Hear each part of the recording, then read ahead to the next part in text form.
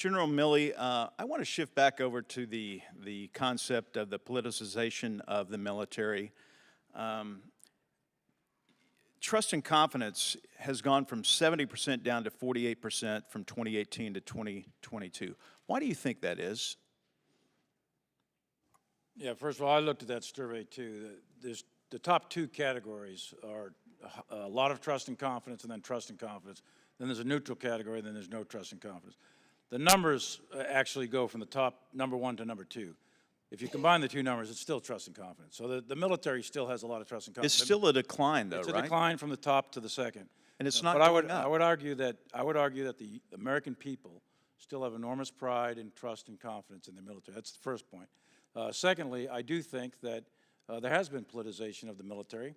I don't think it's been by the military, though. So I'll just leave it at that. I think the military, all of us, from me on down, have tried enormously to keep the military out of politics. That's fundamental to the health of this republic.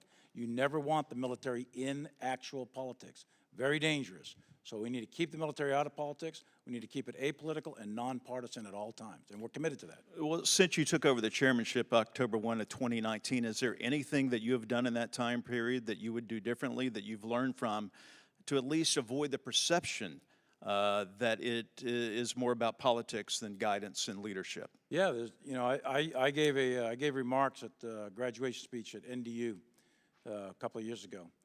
When I walked from the White House to outside with President Trump toward what is a political event. Look, President Trump could do whatever he wants to do. He's a politician, but I'm not.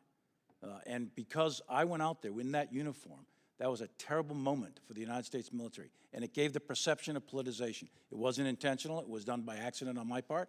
As soon as I realized it was a political event, I walked away from it. But I got to tell you, that photo is out there. It's all over the place, and that did a lot of damage to the military, for which I will always regret.